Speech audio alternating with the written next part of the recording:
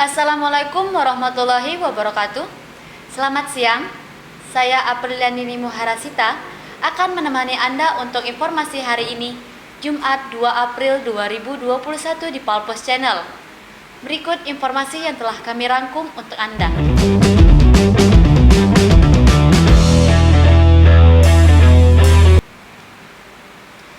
Kasus penindasan dan sikap tidak adil masih dirasakan para pemburu berita.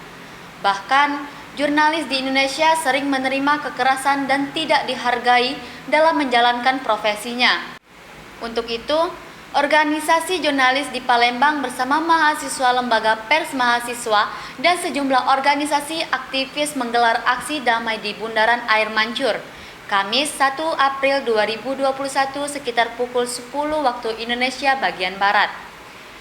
Bentuk gelaran berupa aksi penandatangan petisi, parade poster, teoritikal orasi, dan pembagian masker dengan mematuhi serta menerapkan standar protokol kesehatan COVID-19. Menyikapi kasus yang menimpa Nur Hadi, jurnalis Tempo di Surabaya, jurnalis Palembang menyampaikan beberapa sikap, yakni meminta Kapolri Jenderal Listio Sigit Prabowo dan jajarannya untuk memberikan perlindungan terhadap jurnalis yang melakukan kerja-kerja jurnalistik. Mengingatkan kepada aparat penegak hukum khususnya di Sumsel dan masyarakat bahwa kerja-kerja jurnalistik dilindungi oleh Undang-Undang Pers.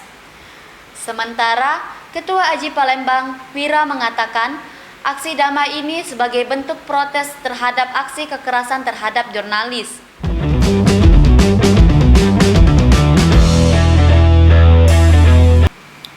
Menteri Dalam Negeri Tito Karnavian didampingi Gubernur Sumsel, Haji Hermanderu meninjau langsung pelaksanaan vaksinasi COVID-19 hari ketiga kepada para pengemudi ojek online, pelayan publik, dan lansia di Dining Hall GSC Rabu 31 Maret 2021. Dalam sambutannya, Tito mengatakan dia diperintahkan langsung oleh Presiden Joko Widodo untuk memotivasi masyarakat di daerah masing-masing.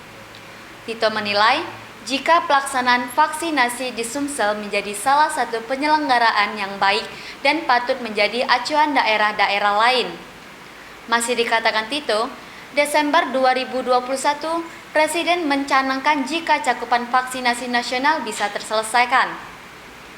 Ditegaskan Tito, meskipun tingkat persebaran COVID-19 di Sumsel masuk dalam kategori resiko sedang atau zona kuning, tapi angka fatality rate di Sumsel masih tinggi berada di 4,6%, di atas rata-rata nasional 2,7%, sehingga harus melakukan testing secara agresif.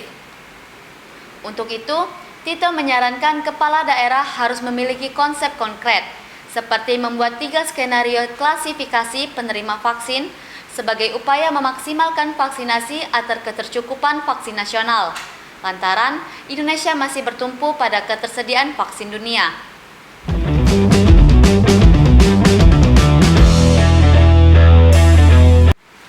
Informasi tadi sekaligus menutup perjumpaan kita pada hari ini. Terus nantikan informasi terbaru yang akan kami sajikan untuk Anda. Saya Aprilianini Muharasita mohon undur diri. Terima kasih. Wassalamualaikum warahmatullahi wabarakatuh.